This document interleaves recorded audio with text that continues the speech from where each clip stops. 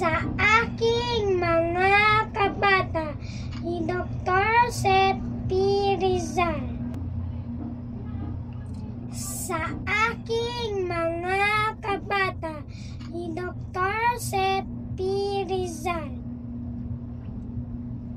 Kapag ang bayan sadyang umiibig sa kanyang salita, kaloob ng langit, sanlang kalayaan na saring masapit, katulad ng ibong nasa himpapawid.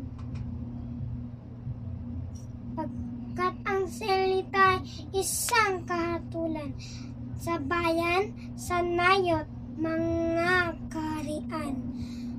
At ang isang tao'y katulad, kabagay ng alinmang nikha noong kalayaan. Ang hindi magmahal sa kanyang salita, mahigip sa hayop at malansang isda.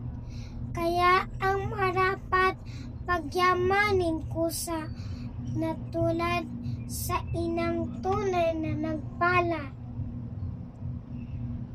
Ang wikang Tagalog tulad din sa Latin, sa Ingles, Kastila at salitang Anghel. Sapagkat ang poong maalam tumingin, siya naggawad, nagbigay sa atin ang salita natin tulad din sa iba na may alpabeto at sarili na kaya nawalay dinagdan ng sigwa ang lunday sa lawa noong dakong una. Sa aking mga kabata, ni Dr. Jose P. Rizal.